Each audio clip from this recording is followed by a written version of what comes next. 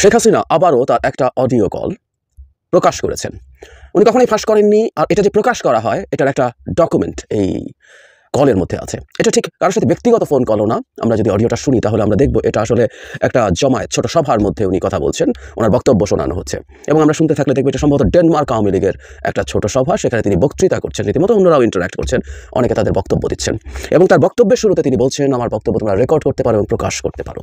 Doctor Yunus ভারতীয় সংবাদ মাধ্যম দ্য হিন্দুকে একটা সাক্ষাৎকার দিয়েছেন এবং সেই সাক্ষাৎকারটা ঢাকায় প্রধান উপদেষ্টার যমুনার বাসভবনে এই সাক্ষাৎকার নিয়েছেন দ্য হিন্দু পত্রিকার সাংবাদিক। তো দ্য হিন্দু সাংবাদিক প্রশ্ন করেছিল যে আওয়ামী লীগকে আগামী নির্বাচনে প্রতিদ্বন্দ্বিতার সুযোগ দেওয়া হবে কিনা।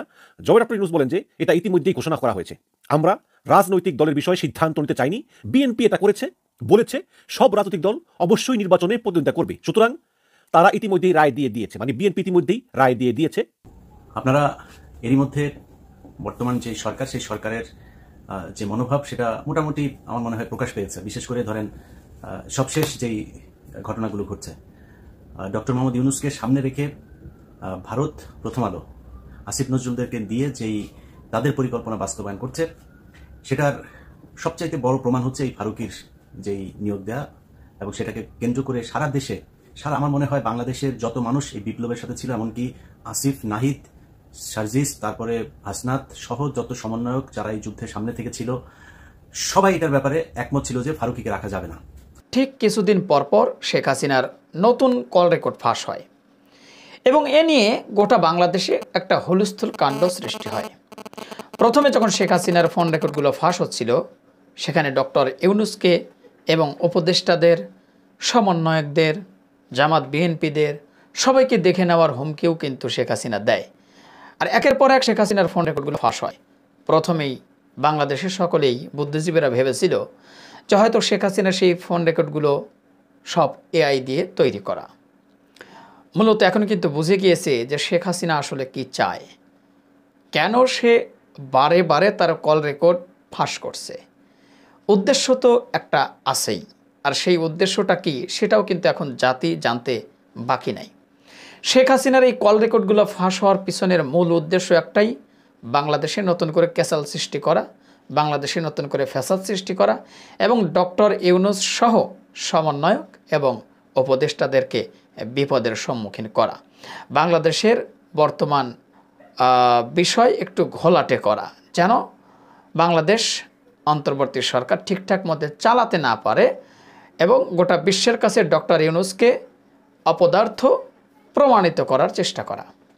তো অবশেষে কিন্তু শেখ হাসিনার সেই মূল চাবিকাঠি, আসলে সে চাবি ঘুরিয়ে ঘুরিয়ে বাংলাদেশের পরিস্থিতি কীভাবে খারাপ করার চেষ্টা করছে সেটা কিন্তু ধরা পড়ে গেছে। তো যাই হোক প্রিয় দর্শক, বিস্তারিত আলোচনা আছে আজকের এই ভিডিওতে। গুরুত্বপূর্ণ কয়েকটি ভিডিও, কাজী হিমায়তুদ্দিন মিশন, সাংবাদিক ইলিয়াস হুসাইন এবং জাহিদুর রহমান, মূলত তিনজন বিশ্লেষকের বিস্তারিত আলোচনা আজকে আপনারা শুনতে যাচ্ছেন। আশা করি সেই আলোচনাগুলো শুনলেই বর্তমান রাজনৈতিক বিষয়টি নিয়ে আপনারা গুরুত্বপূর্ণ কিছু মেসেজ আজকের এই ভিডিওর মাধ্যমে পাবেন। তাই সবাইকে বলবো একটু ধৈর্য সহকারে ভিডিওটি দেখবেন এবং প্রচুর পরিমাণে শেয়ার করে দিবেন। আর আমাদের এই চ্যানেলে নতুন হলে সাবস্ক্রাইব করবেন। চলুন একটা লাইক দিয়ে আমরা সরাসরি মূল নিউজে চলে যাই। শেখ হাসিনা আবারও তার একটা অডিও কল প্রকাশ করেছেন। উনি কখনোই ফাঁস করেননি, আর এটা যে প্রকাশ করা হয় এটার একটা ডকুমেন্ট এই কলের মধ্যে আছে। এটা ঠিক কারোর সাথে ব্যক্তিগত ফোন কলও না। আমরা যদি অডিওটা শুনি তাহলে আমরা দেখব এটা আসলে একটা জমায়েত, ছোট সভার মধ্যে উনি কথা বলছেন, ওনার বক্তব্য শোনানো হচ্ছে। এবং আমরা শুনতে থাকলে দেখব এটা সম্ভবত ডেনমার্ক আওয়ামী লীগের একটা ছোট সভা, সেখানে তিনি বক্তৃতা করছেন, রীতিমতো অন্যরাও ইন্টারাক্ট করছেন, অনেকে তাদের বক্তব্য দিচ্ছেন। এবং তার বক্তব্যের শুরুতে তিনি বলছেন, আমার বক্তব্য তোমরা রেকর্ড করতে পারো এবং প্রকাশ করতে পারো। আমরা এর আগে তার যখন ফোন কলগুলো আমাদের সামনে আসছিল, আমরা অনেকে এগুলোকে এআই বলে উড়িয়ে দেওয়ার চেষ্টা করছি, অনেকে হাসাহাসি করেছেন যারা এটা নিয়ে কথা বলতে চেয়েছেন। তো এখন কেউ বলতে পারে তার শুরুতে যে নিয়ে কথাটা বলছেন এটাও পুরোটা এআই দিয়ে হতে পারে। না, ব্যাপারগুলো এরকম না। ইনফ্যাক্ট আমরা কিছুদিন আগে ট্রাম্প নিয়ে তার যে বক্তব্য ছিল, সেই বক্তব্যের রিয়াকশনে ট্রাম্পের ছবি নিয়ে বের হওয়া, গ্রেফতার হওয়া, আবার মুহূর্তেই ভারতের মিডিয়াতে সেটা প্রকাশ করা, সব কিছুতে আমরা বুঝতে পারি শেখ হাসিনার বক্তব্য। Not only that, BBC Bangla কয়েকদিন আগে একটা রিপোর্টে খুব স্পষ্টভাবে বলেছে যে ভারতের পদস্থ কর্মকর্তারা সরাসরি না বললেও, প্রকাশ্যে স্বীকার না করলেও তারা নিশ্চিত করেছেন এগুলো শেখ হাসিনারই কণ্ঠস্বর। তাহলে আসলে আর কিছু বলার থাকে না। এবং তারা এটা বলছেন যে শেখ হাসিনার একটা স্পেসে একরকম কনফাইন্ড আছেন তার নিরাপত্তার স্বার্থে, কিন্তু তার যোগাযোগের সব রকম টুলস তার কাছে আছে, তার কথা বলা, তার ইন্টারনেটে কানেক্টেড হওয়া সব কিছুই আছে। সুতরাং এটা একটা নতুন ডাইমেনশন। এবার তিনি নিজের মুখে বলতে আমরা শুনছি। ভেতরে যা যা আছে এগুলো এক ধরনের গতানুগতিক কথা, তার ডিনায়াল প্রথম থেকেই আছে। উনি কাউকে হত্যা করেননি, গণহত্যা করেন, সব গণহত্যা ডক্টর ইউনূস করেছে। পুলিশের কাছে কোনো মেটাল বুলেট তার সব ভাষ্য মতে নাকি ছিল না, ফলে সবাই যা ইচ্ছা তা করতে পেরেছে, কোটাই মেনে নিয়েছেন। তারপরও কেন এগুলো হলো, উদ্দেশ্য ছিল নাকি তাকে হত্যা করা, এবং সেটা করার জন্য সবাই চেষ্টা করেছে। তখন আশপাশের লোকজন তাকে হত্যা করা মানে বাংলাদেশকে হত্যা করা, তিনি না থাকা মানে বাংলাদেশ শেষ হয়ে যাওয়া। বাংলাদেশ এখন ভালো হতে শুরু করবে, কারণ তিনি ছিলেন না, তিনি নেই। তিনি থাকা মানে এই দেশ শেষ হয়ে যাওয়া। তিলে তিলে এই দেশটাকে উনি শেষ করেছেন, এবং এই শেষ হওয়ার মাসুল আমরা কত রকমভাবে দিব আমরা এটা খুব স্পষ্টভাবে দেখতে পাচ্ছি। যাই হোক, দীর্ঘ কথাবার্তা, অনেক লম্বা কথাবার্তা বলছেন তারা, নানান রকম বক্তব্য দিচ্ছেন, তার পাশে পাল্টাপাল্টি ইন্টারাকশনগুলো আমরা শুনতে পাচ্ছি, অসংখ্যবার আপা শুনতে পেয়েছি। নট অনলি দ্যাট, লুটপাট, এই সরকার নাকি সবকিছু লুটপাট করার জন্য, এই অভ্যুত্থান হয়েছে লুটপাট করার জন্য। মানে বাংলাদেশের ইতিহাসে বা পৃথিবীর ইতিহাসে এত বড় লুটপাট করা কোনো মানুষ যার নেতৃত্বে এই ঐতিহাসিক লুটপাট হয়েছে, কোনো একদিন এই লুটপাটটা স্টাডি হবে আমাদের রাষ্ট্রবিজ্ঞানে। মাফিয়া স্টেট বানিয়ে কীভাবে স্টেটকে শেষ করা হয়েছে, তিনি লুটপাটের বক্তব্য দিচ্ছেন। এবং খুব ইন্টারেস্টিং, তিনি ডক্টর ইউনূসও নাকি চুরি করতে গেছেন, লুট করতে গেছেন গণভবনে। আমি জানি না আওয়ামী লীগের লোকজন কতটা শিশুতোষ, মানে প্রথম একবার নাকি লোকজন গিয়ে ওটাকে ছাত্র জনতা লুট করেছে, পরে শেষ হওয়ার পর যা বাকি আছে সেটা লুট করার জন্য ডক্টর ইউনূস গেছেন। আমরা ডক্টর ইউনূসকে যেতে দেখেছি, নিশ্চিতভাবে দেখেছি, এবং তিনি আসলে এটাকে যে একটা জাদুঘর হবে জুলাই অভ্যুত্থানের, সেটার কী হবে না হবে সেই পরিকল্পনা করতে গেছেন। কিন্তু ডক্টর ইউনূস গেছেন লুট করতে, এবং সেই কথা শুনে তার সভায় উপস্থিত লোকজন হই হই করে ওঠেন, উৎসাহ দেন। এই হলো আওয়ামী লীগ, এবং এই আওয়ামী লীগ আবার ফেরত আসতে চাইছে। যাই হোক, ফাইন, আমি আমি আমি আগেও বলেছি আওয়ামী লীগের শেখ হাসিনার এই ধরনের ফোন কল আরও আসুক, আসতে থাকুক, এগুলো আমাদেরকে হেল্প করে। মানুষ কত নীচ, কত নিষ্ঠুর, কত বর্বর, প্রতিটা ফোন কল আমাদেরকে স্মরণ করিয়ে দেয়। ন্যূনতম কোনো দুঃখবোধ, ন্যূনতম কোনো অপরাধবোধ নেই। সুতরাং কেউ যদি বলেন আগে কি ভালো ছিলাম, আগেই ভালো ছিলাম, মানে কারো বলার টেন্ডেন্সি আছে, এবং in most of the cases those people are paid, অথবা তারা আওয়ামী লীগের হালুয়া রুটির ভাগ পেয়েছিল আগে, কোনো না কোনো একটা তো বটেই। যাই হোক, আগে ভালো ছিলাম কিনা, এই নারী যতবার আমাদের সামনে আসবেন, কথা বলবেন, তার চেহারা দেখাবেন, তত আমাদের জন্য সেই জিনিসটা কমব্যাট করা সহজ হবে। কিন্তু আজকের ভিডিও যেটা সবচেয়ে জরুরি আমি মনে করি, সরকারের এই ব্যাপারে কথা বলা দরকারও আছে। এটা নিয়ে বন্ধ হবে তা না, কিন্তু আমি প্রায় বলছি যে শেখ হাসিনা ওখানে আছেন এবং যা করছেন এটা ভারত সরকারের উপরে পাল্টা চাপ দেওয়ার জন্য কাজ করবে। সুতরাং সরকার এই কাজটা করবে এই উদ্দেশ্যে না যে এটার পর শেখ হাসিনার এসব বক্তব্য বন্ধ হবে। আমি বলছি বক্তব্যগুলো চালু থাকায় কোনো ক্ষতি নাই, বরং লাভই আছে। কিন্তু সরকারের অবস্থান তার জায়গা থেকে এটা হতে পারে। ডক্টর ইউনূস ইনফ্যাক্ট রিপিটেডলি এটা বলেছেন। ইনফ্যাক্ট গতদিন আমি আল জাজিরার সাথে সাক্ষাৎকারেও দেখেছি যে তিনি ওখানে ফর দ্য টাইমিং আছেন, ইটস ওকে, তাকে চাওয়া হবে যখন তার কনভিকশন হবে। কিন্তু সেখানে বসে তিনি যা করছেন, তিনি দেশের ভেতরে যেসব আদেশ দিচ্ছেন, বক্তব্য দিচ্ছেন, দেশে যা করতে বলছেন, যেমন এখানেও তিনি প্রবাস থেকে কী করা যাবে সেটার ইনস্ট্রাকশন দিচ্ছেন, কীভাবে বিদেশি রাজনীতিবিদ পার্লামেন্টারিয়ানদের সাথে খাতির টাতির করা যায়, করতে হবে করে কীভাবে কী করতে হবে। মানে দেশপ্রেমিক জাতীয়তাবাদী শেখ হাসিনা, যিনি বিদেশি হস্তক্ষেপের বিরুদ্ধে কত কথা। অবশ্য ভারত তো বিদেশ না, ওটা বাপ কিংবা ওটা প্রভু, তাই দিল্লি আছে, আমরা আছি, ভারতকে তারা ম্যানেজ করে ফেলেছেন, ওটা দিয়ে আমেরিকাকে ম্যানেজ, ওটা সমস্যা নেই। ভারত অবশ্য দেশ বিদেশ না, ভারত যেহেতু বাপ তাই ওটা আলাদা হিসাব। কিন্তু এত বিদেশের বিরুদ্ধে কথা সেই শেখ হাসিনার মুখে মজাই লাগে। ট্রাম্পের ছবি নিয়ে মিছিল করো, ইউরোপে যারা আছো তোমরা ইউরোপের রাজনীতিবিদ এবং পার্লামেন্টারিয়ানদের সাথে খাতির করো, সো দ্যাট এই যে বাংলাদেশে মানবাধিকার লঙ্ঘন হচ্ছে উনি উদাহরণ দিচ্ছেন, মত প্রকাশের স্বাধীনতার অভাব হচ্ছে, এসব কথাবার্তা বলছেন। আপনারা এরই মধ্যে বর্তমান যে সরকার, সেই সরকারের যে মনোভাব সেটা মোটামুটি আমার মনে হয় প্রকাশ পেয়েছে। বিশেষ করে ধরেন সবশেষ যেই ঘটনাগুলো ঘটছে, ডক্টর মোহাম্মদ ইউনূসকে সামনে রেখে ভারত, প্রথম আলো, আসিফ নজরুলদেরকে দিয়ে যেই তাদের পরিকল্পনা বাস্তবায়ন করছে, সেটার সবচাইতে বড় প্রমাণ হচ্ছে এই ফারুকীর যেই নিয়োগ দেয়া, এবং সেটাকে কেন্দ্র করে সারা দেশে, আমার মনে হয় বাংলাদেশের যত মানুষ এই বিপ্লবের সাথে ছিল, এমনকি আসিফ, নাহিদ, সার্জিস, তারপরে হাসনাত সহ যত সমন্বয়ক যারা এই যুদ্ধের সামনে থেকে ছিল, সবাই এটার ব্যাপারে একমত ছিল যে ফারুকীকে রাখা যাবে না। কিন্তু একটু চিন্তা করেন যে এই যে ফারুকীকে রাখা হলো সবার মতামত উপেক্ষা করে, কেন, কার জন্য? কারণ আসিফ নজরুলের কথা আপনি চিন্তা করেন, আসিফ নজরুল গেল 4 মাস 6 মাস আগেও যদি নাকি তার ফেসবুকের প্রতিটা পোস্ট কি সুন্দর জনগণের পক্ষে কথা বলতো, তাই না? এখন সরাসরি তিনি 180 ডিগ্রি ঘুরে গিয়ে তারপরে জনগণের বিরুদ্ধে চলে গেলেন। এর কারণ কি? নিশ্চয়ই এটার পেছনে কোনো একটা কারণ আছে। তো আমি একটা বিষয় নিয়ে কাজ করছি, সেই বিষয়টা নিয়ে কাজ করতে আমার আসলে অনেক গোয়েন্দা কর্মকর্তা, সেনাবাহিনীর অফিসার, সিভিল অনেকের সাথে কথা বলতে হচ্ছে, এবং সেই তথ্যগুলো ক্রস চেক করার জন্য আবার বাড়তি আরো অনেকের সাথে আমার ব্যক্তিগতভাবেও কথা বলতে হচ্ছে। অনেকে ফোন করছেন, এই গত 1 সপ্তাহ ধরে অনেকে ফোন রিসিভ করতে পারছে না, সেটার জন্য দুঃখিত। তো মূলত ওই কাজটা করছি, ওটা করতে আমার বোধহয় আরো 2-3 দিন সময় লাগবে। এইটা নিয়ে ব্যস্ত আছে, সেই প্রোগ্রামটা দেওয়ার পরে আপনারা অনেক কিছু পরিষ্কার হয়ে যাবেন।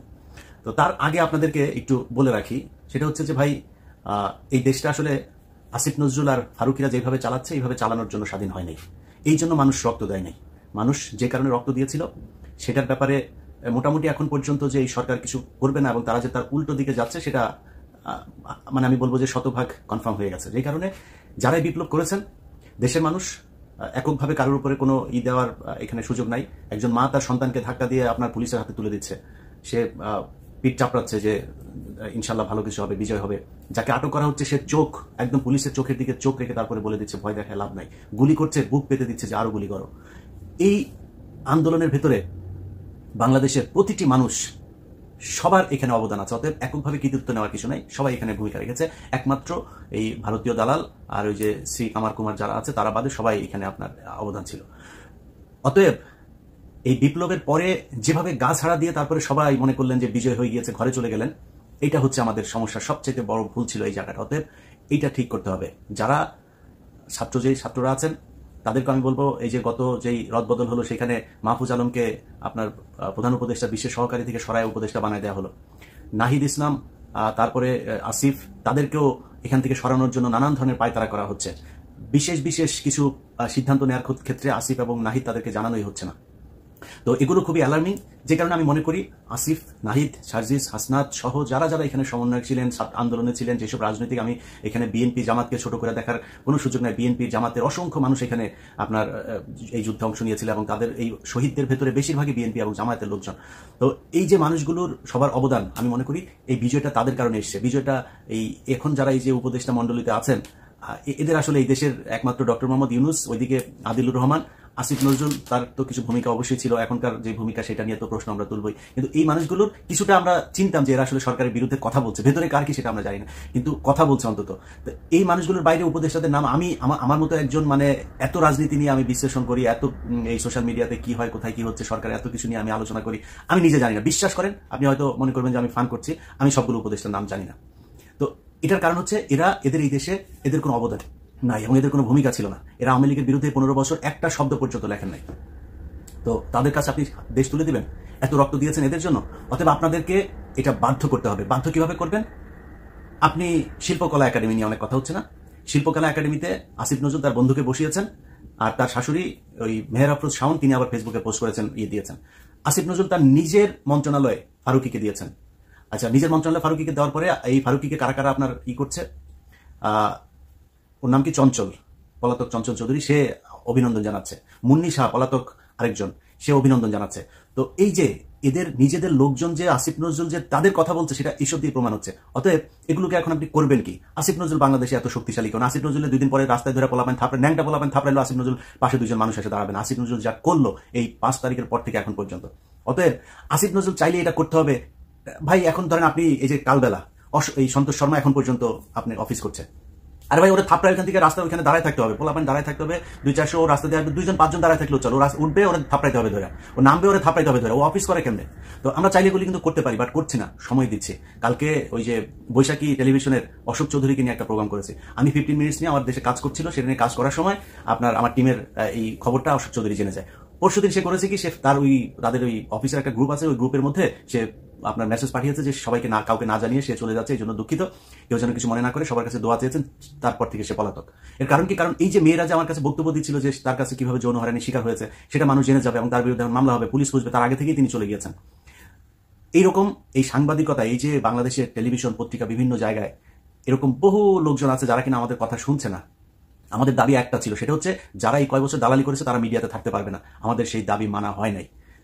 একজন আছে, সে নিজেকে বলে যে তাকে নাকি তারেক রহমান নাকি তাকে পাঠিয়েছে।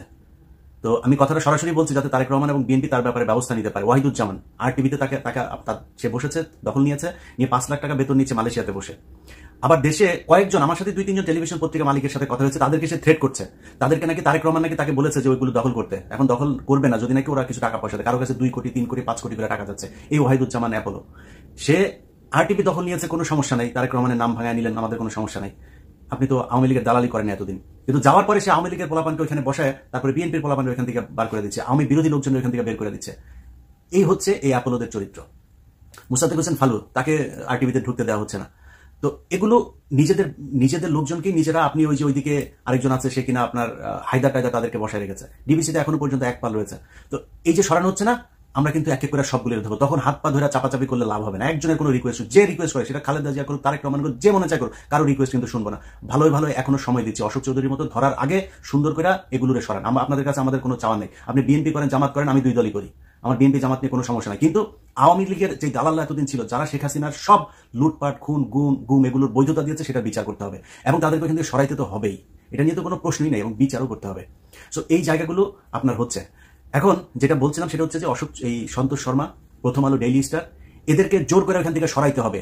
একটা জুজুর ভয় দেখায় দাড়ি টুপিওয়ালারা, এদেরকে দেখলে পশ্চিমারা এই করে ফেলবে, ওই করে ফেলবে। আমি চাইও না সেরকম পরিস্থিতি তৈরি হোক। কিন্তু এই বাংলাদেশের মানুষ শাসন করবে। আপনি যা মনে চায় তাই করছেন। হিন্দুরা, তারপরে ওইদিকে ইস্কন টিস্কন যা মনে চায় তা করবে, তাদের কিছু বলা যাবে না। আর আলেমরা মাঠে নামলে পশ্চিমারা এই করে ফেলবে, ওই করে ফেলবে। কি করে ফেলবে? পশ্চিমারা এই রক্ত দিয়ে তারপরে দেশ স্বাধীন করছে।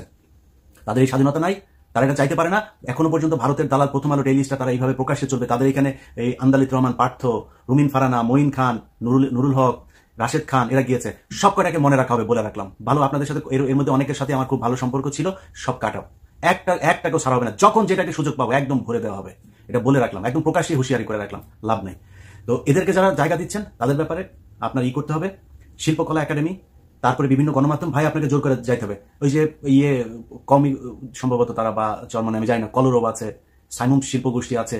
বাংলাদেশের এই আপনাদের শিল্পগোষ্ঠী নাই ইসলামী ভাবধারার? আরে ভাই, আপনারা যা দখল করবেন, শিল্পকলায় নাটক হবে। আপনারা যেটা করবেন সেই নাটক হবে। এই নর্তকীদের নাটক হবে না, ভারতের এই উদিচিয়ার, এই সায়ানট, এদের নাটক হবে না। আপনারা নাটক করবেন, আপনারা গান গাবেন, আপনারা শিল্প চালাবেন। এই দেশের শিল্প চলবে আপনাদের কথায়। আমি অনুরোধ থাকলো, যারা এই ধরনের শিল্পগোষ্ঠীগুলো আছেন, আপনাদের এখান থেকে আপনারা দাবি করবেন কেন ডিজি কি হবে? আপনারা ডিজি বানাবেন ওইখানকার। আপনাদের কথায় শিল্পকলা একাডেমি ডিজি হবে। সো আপনাদের মধ্য থেকে হবে। আপনারা যে নাটক করা শুরু করেন, ওরা একটা বের করেছে কয়দিন আগে, একটা নাটক করেছে। নাটক করে বলছে ওদেরকে নাকি নাটক করতে দিচ্ছে না, নাটক করতে বাধা দেওয়া হচ্ছে। এগুলো সব গোয়েন্দা সংস্থার বানানো, এখনো তো র অ্যাক্টিভ না, ওদের বানানো। ওদেরকে বাধা দেওয়া যায়। আমরা নাটক করবো, নাটক করতে চাই, আপনারা যা নাটক করবেন। খুব সূক্ষ্মভাবে চিন্তা করতে হবে। সময়টা খুব দ্রুত চলে যাচ্ছে। অতএব কে কোনটার দখলে নেবেন, কে কোনটা কার কথায় চলবে, সেটা দায়িত্ব নিবে এই দেশের মানুষ, যারা কিনা রক্ত দিয়েছে। ডক্টর ইউনূস ভারতীয় সংবাদ মাধ্যম দ্য হিন্দুকে একটা সাক্ষাৎকার দিয়েছেন এবং সেই সাক্ষাৎকারটা ঢাকায় প্রধান উপদেষ্টার যমুনার বাসভবনে এই সাক্ষাৎকার নিয়েছেন দ্য হিন্দু পত্রিকার সাংবাদিক। তো দ্য হিন্দু সাংবাদিক প্রশ্ন করেছিল যে আওয়ামী লীগকে আগামী নির্বাচনে প্রতিদ্বন্দ্বিতার সুযোগ দেওয়া হবে কিনা। জবাবে ডক্টর ইউনূস বলেন যে এটা ইতিমধ্যেই ঘোষণা করা হয়েছে। আমরা রাজনৈতিক দলের বিষয়ে সিদ্ধান্ত নিতে চাইনি। বিএনপি এটা বলেছে সব রাজনৈতিক দল অবশ্যই নির্বাচনে প্রতিদ্বন্দ্বিতা করবে। সুতরাং তারা ইতিমধ্যেই রায় দিয়ে দিয়েছে, বিএনপি ইতিমধ্যেই রায় দিয়ে দিয়েছে। আমরা দেশের একটি প্রধান দলের মতামত উপেক্ষা করব না। তো সাংবাদিক প্রশ্ন করলো যে তাহলে কি আওয়ামী লীগের নির্বাচনে প্রতিদ্বন্দ্বিতা নিয়ে আপনার কোনো আপত্তি নেই? ডক্টর ইউনূস বলেন, কোনো একটি দল বা আরেকটি দলকে বেছে নেওয়ার জন্য আমরা কোনো রাজনৈতিক ব্যক্তি নই। আমি রাজনীতিকদের আকাঙ্ক্ষাকে বাস্তবে রূপ দিতে সহায়তা করেছি। আজকে সোমবার দ্য হিন্দুর অনলাইন সংস্করণ সেটা প্রকাশ করে ডক্টর ইউনূস বলতে চেয়েছেন যে বিএনপি চায় আওয়ামী লীগ নির্বাচনে অংশগ্রহণ করুক, এবং যেহেতু বিএনপি বাংলাদেশের প্রধান রাজনৈতিক দল, কাজেই ডক্টর ইউনূস বিএনপির মতামতকে উপেক্ষা করতে পারেন না। সুতরাং আগামী নির্বাচনে আওয়ামী লীগ অংশ নিচ্ছে, দ্য হিন্দুর সঙ্গে সাক্ষাৎকারে ঠিক এমনটাই মনে হতে পারে। তো এখন এই যে ডক্টর ইউনূস বললেন যে আওয়ামী লীগ নির্বাচনে অংশ নিতে পারবে, এই বিষয়টা আসলে একটু ভালোভাবে বুঝতে চাই। অপরাধ ট্রাইব্যুনালে কিন্তু আওয়ামী লীগের নেতাদের বিরুদ্ধে এবং দল হিসেবে আওয়ামী লীগের বিরুদ্ধে মামলা হয়েছে। আপনারা জানেন যে গতকালকে কয়েকজনকে ট্রাইব্যুনালে উঠানো হয়েছে, আওয়ামী লীগের সিনিয়র নেতা। তো এই ট্রাইব্যুনালে যদি আওয়ামী লীগের ওই নেতাদের বিরুদ্ধে মামলা হয়, তাহলে তারা নির্বাচনে অংশগ্রহণ করতে পারবে না। আর যদি ট্রাইব্যুনালে আওয়ামী লীগের বিরুদ্ধে রায় হয়, তাহলে তো তারা পাবে না। আজকে এই প্রথম আলোকে ইন্টারভিউতে আসিফ নজরুল বলেছেন যে কোনো রাজনৈতিক দলের বিরুদ্ধে মানবতা বিরোধী অপরাধের অভিযোগ থাকলে ও আদালত মনে করলে প্রয়োজনীয় শাস্তিমূলক ব্যবস্থা নেওয়ার জন্য সুপারিশ করতে পারবে, এমন বিধান রেখে আন্তর্জাতিক অপরাধ ট্রাইব্যুনাল অধ্যাদেশের সংশোধনীর খসড়া তৈরি করা হয়েছে। এই খসড়া অনুমোদনের জন্য আগামী বুধবার উপদেষ্টা পরিষদের বৈঠকে উপস্থাপন করা হবে। আজকে বলেছে আসিফ নজরুল যে নতুন আইন পাস হচ্ছে, যে আদালত ইচ্ছা করলে কোনো রাজনৈতিক দলের বিরুদ্ধে ব্যবস্থা নেওয়ার সুপারিশ করতে পারবে। এটা আজকের খবর, প্রথম আলো থেকে বললাম। এই অধ্যাদেশ সংশোধনী করার ফলে অপরাধ আদালত যদি রায় ঘোষণা করে দেয় যে আওয়ামী লীগকে নিষিদ্ধ করা হবে বা আওয়ামী লীগের বিরুদ্ধে ব্যবস্থা নেওয়া হবে, তাহলে তো এই আপনার আমার বিএনপির মতামতে কিছু আসা যায় না, তাই না? এটা তো আদালতের রায়। এখন দ্য হিন্দু পত্রিকাকে ইন্টারভিউ দেওয়ার সময় ডক্টর ইউনূস বললেন যে এটা তো ইতিমধ্যে ঘোষণা হয়ে গিয়েছে। আপনি কিসের ভিত্তিতে ঘোষণা দিলেন, কখন ঘোষণা দিলেন? আমি আসলে দর্শক এই সরকার সমালোচনা করতে চাই না, কিন্তু কিছু কিছু বিষয় আসলে সমালোচনা না করে পারা যায় না। আমরা তো এর আগে জানতামই না যে আওয়ামী লীগ অংশগ্রহণ করবে কি করে, এটা ধোঁয়াশা ছিল। আপনি হঠাৎ করে বলে দিলেন যে এটা তো অলরেডি ঘোষণা হয়ে গিয়েছে। কখন ঘোষণা হলো, কিভাবে ঘোষণা হলো? ডক্টর ইউনূসের আজকে দ্য হিন্দুর সঙ্গে ইন্টারভিউ দেওয়ার আগে কোথাও তো আমি শুনি নাই যে তিনি বলেছেন যে আওয়ামী লীগ নির্বাচনে অংশগ্রহণ করবে। কোথাও বলেছেন কি আপনারা বলেন তো? কোথাও তো তিনি বলেন নাই। তাহলে তিনি কিভাবে বলেন যে ঘোষণা হয়ে গিয়েছে? বিএনপিকে এখন আজকেই স্পষ্টভাবে বলতে হবে যে তারা ডক্টর ইউনূসকে চাপ দিয়েছে কিনা যে আওয়ামী লীগকে নির্বাচনে অংশগ্রহণ করা দিতে হবে। এটা বিএনপিকে স্পষ্ট করতে হবে আজকের ভিতরেই। আর যদি বিএনপি এটা স্পষ্ট না করে এবং মুখে কুলুপ দিয়ে থাকে, তাহলে বুঝতে হবে যে আসলেই বিএনপি গোপনে গোপনে সরকারকে চাপ দিয়েছে যে আমরা চাই আওয়ামী লীগ নির্বাচনে অংশগ্রহণ করুক। আওয়ামী লীগকে পুরোপুরি নিষিদ্ধ করার পক্ষে কিন্তু আমি নই, যেহেতু একটা ঐতিহ্যবাহী দল। আমি চেয়েছিলাম যে একটা গণভোটের আয়োজন করেন, যে এই গণভোটের মাধ্যমে পৃথিবীর বিভিন্ন দেশে আছে কিন্তু, যে একটা গণভোটের আয়োজন করে, রেফারেন্ডাম করে, রেফারেন্ডামের মাধ্যমে আপনারা যদি জনগণ রায় দেয় তাহলে আওয়ামী লীগকে অন্তত 10 বছরের জন্য নিষিদ্ধ করুন। যেহেতু তারা অন্যায়ভাবে 3টা নির্বাচন করেছে, 3টা নির্বাচনে তারা 10 বছর 7 মাস ক্ষমতা ছিল, 7 মাস তাদেরকে ডিসকাউন্ট দিলাম, 10 বছর নিষিদ্ধ করুন। এবং 14 সালের নির্বাচনে এবং 24 সালের নির্বাচনে যারা অংশগ্রহণ করেছে সবাইকে রাজনীতি করার অধিকার থেকে নিষিদ্ধ করুন অন্তত 2 টার্মের জন্য। তারপর তারা আবার করতে পারবে, তার শাস্তি হবে যে, হেই দেখো তোমরা অবৈধভাবে নির্বাচন করে ক্ষমতা দখল করে রেখেছিলে, তার শাস্তি স্বরূপ তোমাদেরকে এই 10 বছর রাজনীতি থেকে নিষিদ্ধ করা হলো, তারপর তোমরা রাজনীতি করতে পারবে। আমি চেয়েছিলাম এটুকুই, পুরোপুরি নিষিদ্ধ হোক এটা কিন্তু চাইনি। কিন্তু এগুলো বাস্তবায়ন না করে ডক্টর ইউনূস ঘোষণা দিয়ে দিলেন যে বিএনপির অনুরোধে আওয়ামী লীগকে আগামী নির্বাচনে অংশগ্রহণের সুযোগ দেওয়া হবে। তিনি কোনো ট্রাইব্যুনালের জন্য ওয়েট করলেন না, তিনি কোনো গণভোট দিলেন না, তিনি অংশীজনের মতামত নিলেন না, তিনি যে ছাত্র সমাজ নাগরিক কমিটি, বৈষম্য ছাত্র আন্দোলন কারো মতামত দিলেন না, তিনি বলে নিলেন যে ঘোষণা হয়ে গিয়েছে। এখন ডক্টর ইউনূসকে আমার প্রশ্ন যে আপনাকে এই ঘোষণা দেওয়ার অধিকার কে দিয়েছে? গত 10-15 বছর ধরে 3000 ক্রস ফায়ার, 600-র বেশি মানুষকে গুম, এই বৈষম্যবিরোধী ছাত্র আন্দোলনে প্রায় 1500-এর মতো নিহত, 10,000-এর মতো আহত, যেই দলটা ইতিহাসের সবচেয়ে বড় গণহত্যাকারী হিসেবে চিহ্নিত হয়ে যার প্রধান দেশ ছেড়ে পালিয়ে গিয়েছে, সেই দলটাকে আপনি নির্বাচনে যাওয়ার ঘোষণা দিয়ে দিলেন। এই অধিকারটা আপনাকে কে দিয়েছে? আপনাকে এটা ক্লারিফাই করতে হবে। এবং বিএনপিকেও আজকের ভিতরে স্পষ্ট বলতে হবে, পরিষ্কারভাবে বলতে হবে যে তারা আসলে চায় কি না আওয়ামী লীগ নির্বাচনে অংশগ্রহণ করুক, বা আওয়ামী লীগের ব্যাপারে বিএনপির সিদ্ধান্ত কি, এটা আজকের ভিতরে বিএনপিকে বলতে হবে। এর আগে মির্জা ফখরুল অনেকবার ইন্টারভিউ দিয়েছে বিভিন্ন পত্রিকায়, তো কিছু কিছু ইন্টারভিউ জিজ্ঞেস করা হয়েছিল যে আপনারা কি চান কিনা যে আওয়ামী লীগ নির্বাচনে আসুক। মির্জা ফখরুল ইসলাম আলমগীর স্পষ্ট বলেছেন যে আমরা চাওয়া না চাওয়ার কি, জনগণ চাইলে আওয়ামী লীগ আসবে, জনগণ না চাইলে আওয়ামী লীগ আসবে না। কিন্তু এখানে কথাটা অস্বচ্ছতা আছে। জনগণ কিভাবে চায়, মানে জনগণ চায় কিনা বুঝবেন কিভাবে, তাই না? জনগণ চায় কিনা বোঝার জন্য তো গণভোট দিতে হবে, এবং সেই গণভোটের কথা, সেই রেফারেন্ডামের কথা তো আমি বারে বলতেছি অনেকবার। কাজেই শুধু মির্জা ফখরুল ইসলাম আলমগীর বলবেন যে জনগণ চাইলে আওয়ামী লীগ আসবে, আচ্ছা জনগণ চাইলে তারপর কথা, আপনারা কি চান সেটা স্পষ্ট করে বলে না। তো এটা তো স্পষ্ট করে বলতে হবে আপনাকে যে আসলে বিএনপি চায় কিনা যে আওয়ামী লীগ নির্বাচনে আসুক। যেমন দ্য ডেইলি স্টার পত্রিকায় মির্জা ফখরুল ইসলাম আলমগীর বলেছেন যে আওয়ামী লীগ নির্বাচনে অংশ নিতে পারবে কি পারবে না সে সিদ্ধান্ত নেবে দেশের জনগণ, এটা জনগণের উপর নির্ভর করতেছে। জনগণ চাইলে আওয়ামী লীগ নির্বাচনে অংশ নেবে, না চাইলে নেবে না। তো যেই দলটা ইতিহাসের সবচেয়ে বড় গণহত্যা করে যার সকল নেতাকর্মীরা দেশ ছেড়ে পালিয়েছে, সেই দলটাকে আবার যদি বিএনপি নতুন করে পুনর্বাসন করার চেষ্টা করে, সেটা হবে কিন্তু বিএনপির পলিটিক্যাল সুইসাইড। বিএনপিকে অবশ্যই ক্লারিফাই করতে হবে যে বিএনপি আসলে আওয়ামী লীগকে পুনর্বাসন করার মহান দায়িত্ব নিজেদের কাঁধে তুলে নিয়েছে কিনা। বিএনপির বলা উচিত যে একটা ট্রাইব্যুনাল হয়েছে, সেই ট্রাইব্যুনাল যে সিদ্ধান্ত নেয় সেই সিদ্ধান্তের ব্যাপার আছে, তারপরে জনগণের মতামত চাওয়া যেতে পারে, বিভিন্নভাবে বিএনপি বলতে পারে, কিন্তু সেটা না করে বিএনপি বলতেছে যে জনগণ চাইলে হবে, জনগণ না চাইলে হবে না। এটা হচ্ছে প্রকান্তরে প্রশ্ন এড়িয়ে যাওয়ার নামান্তর। বিএনপিকে স্পষ্ট করতে হবে। এবং এই রাষ্ট্রপতির পদ থেকে আমরা দেখেছি যে বিএনপি নেতারা বলতেছেন যে সরকার আমাদেরকে অনুরোধ করেছে, সেনাবাহিনী অনুরোধ করেছে যাতে আমরা বিএনপি বড় দল হিসাবে রাষ্ট্রপতি চুপ্পুর বিরুদ্ধে না যাই। রাষ্ট্রপতি চুপ্পুর জন্য আমাদের কোনো মায়া নাই, এটা বিএনপি বলতেছে যে রাষ্ট্রপতি চুপ্পুর জন্য আমাদের কোনো মায়া নাই, শুধুমাত্র সেনাবাহিনী এবং সরকার রিকোয়েস্ট করাতে আমরা চুপ্পুর বিরুদ্ধে কোনো আন্দোলনে যাইনি। আবার বৈষম্যবিরোধী ছাত্র আন্দোলন তারা আবার বিএনপিকে ব্লেম করতেছে। এই যে হাসান আব্দুল্লাহ, সার্জিস সহ যারা উপদেষ্টা আছে ভিতরে, সরকারের ভিতরে, তারা এই জন্য বিএনপিকে ব্লেম করতেছে যে বিএনপির কারণেই চুপ্পুকে নামানো যায়নি। তাহলে এই যে পরস্পর বিরোধী কথাবার্তা, কে সত্য কে মিথ্যা, এগুলো তো আমরা জানতে হবে। আমাদের এগুলো তো আমাদের ভিতরে কনফিউশন তৈরি করে। তো আমার কথা হচ্ছে যে এত বড় এই যে গণহত্যা চালিয়ে যে দলটা চলে গেল, পালিয়ে গেল, সেই দলটাকে অন্তত পক্ষে আগামী 2 টার্মের জন্য ব্যান করতে হবে। এবং এই দলের যারা লুটপাটকারী, সুবিধাভোগী, সকলকে রাজনীতি থেকে অন্তত 2 টার্মের জন্য ব্যান করতে হবে। এবং সেটা আদালতের মাধ্যমে হতে পারে বা সরকারের এক্সিকিউটিভ অর্ডারে হতে পারে। যেভাবেই হোক এই দলটাকে শাস্তি দিতে হবে। এতে বাংলাদেশের জনগণের ভিতরে কোনো দ্বিমত নাই। বাংলার জনগণ চায় যে আওয়ামী লীগ যে অপরাধ করেছে তার জন্য সে আওয়ামী লীগকে শাস্তি পেতেই হবে, এর কোনো বিকল্প নাই। আর ডক্টর ইউনূসকে স্পষ্টভাবে বলতে হবে যে আপনি এই ট্রাইব্যুনালে যে মামলা চলমান এবং বিএনপির সঙ্গে সরাসরি আলোচনা কিভাবে করেছেন, বিএনপি কিভাবে চাপ দিয়েছে আমি জানি না, আপনি সরাসরি বলে দিলেন যে বিএনপি চায় আওয়ামী লীগ নির্বাচনে অংশগ্রহণ করুক, সুতরাং আওয়ামী লীগ নির্বাচনে অংশগ্রহণ করবে। এটা বলার অধিকার আপনাকে কে দিয়েছে? আপনি বলেন আমাকে, এটা বলার অধিকার আপনাকে কে দিয়েছে? আর আপনি ডক্টর ইউনূস যদি বিএনপির কথা এতই মানেন, তাহলে এই যে বিএনপি বারে বলতেছে যে নির্বাচনের তারিখ ঘোষণা করুন, নির্বাচনের তারিখ ঘোষণা করুন, নির্বাচনের রোডম্যাপ দিন, সেটা তো আপনি দিচ্ছেন না। তাহলে বিএনপির কথা আপনি এতই মানেন, ওই বিএনপির কথা মেনে আপনি আওয়ামী লীগকে নির্বাচনে অংশগ্রহণের সুযোগ দিবেন, তাহলে বিএনপির কথা মেনে আপনি। প্রিয় দর্শক শ্রোতা, আশা করি সবগুলো ভিডিও আপনারা মনোযোগ সহকারে দেখেছেন এবং বিশ্লেষকদের আলোচনাগুলো আপনারা মনোযোগ সহকারে শুনেছেন। তো অবশ্যই এবার আপনাদের মূল্যবান মতামত জানিয়ে দিন, আর হ্যাঁ পারলে ভিডিওটি শেয়ার করে সবাইকে দেখার সুযোগ করে দিন। আর আমাদের এই চ্যানেল নাসির ইসলামিক মিডিয়া সেন্টারে যদি আপনারা নতুন হয়ে থাকেন, প্রতিনিয়ত এ ধরনের সকল প্রকার নিত্য নতুন আপডেট নিউজ খবরগুলো পেতে আমাদের এই চ্যানেলটি সাবস্ক্রাইব করে আমাদের সাথে থাকুন। যারা ইতিমধ্যে সাবস্ক্রাইব করে দিয়েছেন, তো সবাইকে অসংখ্য ধন্যবাদ জানিয়ে ভিডিওটি এখানে শেষ করছি। তো সে পর্যন্ত সবাই ভালো থাকবেন। আবারও দেখা হবে, কথা হবে নতুন কোনো টপিকে, নতুন কোনো ভিডিও নিয়ে। আল্লাহ হাফেজ।